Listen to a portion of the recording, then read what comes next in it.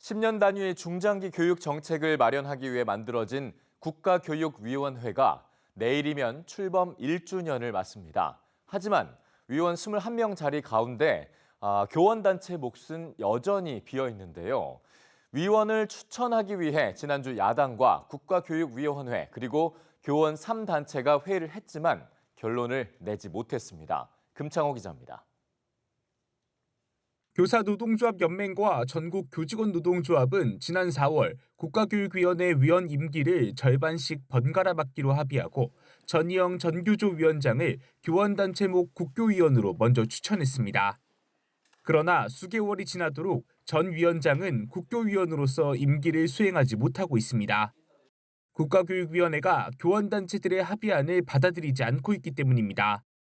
상황을 해결하기 위해 지난 22일 더불어민주당 유기용 국회의원과 이배용 국가교육위원장 그리고 교원 3단체가 만났지만 뚜렷한 결론에 이르지 못했습니다. 결국 전교조와 교사노조는 임기를 절반씩 맞는 안을 철회하고 단일위원을 추천하는 방안을 협의 중입니다. 이르면 다음 주 위원 추천 공문을 국교위에 보낼 예정인데 임기를 온전히 수행할 단일위원으론 전희영 전교조 위원장이 추천될 가능성이 큽니다. 하지만 이 안 역시 수용 여부가 불투명합니다. 지난 6월 국가교육위원회는 두 교원노조의 위원 추천을 거부하면서 한국교원단체총연합회와 교사노조, 전교조가 지난해 11월 합의한 안을 준수해달라고 요청했습니다. 11월 합의안에 따르면 교원단체목 2자리 가운데 한 자리인 정성국 교총회장이 맡되 나머지 한 자리엔 교사노조와 전교조 가운데 조합원 수가 많은 노조가 위원을 추천해야 합니다.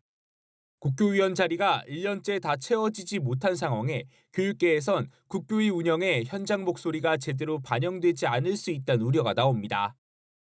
교원단체 내지는 교원의 의견이 빠져버리면 어떠한 의사결정이 내려졌다고 하더라도 저항 내지는 반발 내지는 정당성의 문제가 발생할 수가 있기 때문에 그들이 현장의 의견들을 좀 반영하고 공론화해 나가는 이런 과정들이 있어야. 전문가들은 특히 조만간 2028학년도 대입제도를 새로 마련해야 하고 내년 9월까진 10년 단위 중장기 교육발전 계획도 만들어야 하는 만큼 조속히 남은 위원 한 자리를 채우는 게 필요하다고 덧붙였습니다. EBS 뉴스 금창호입니다.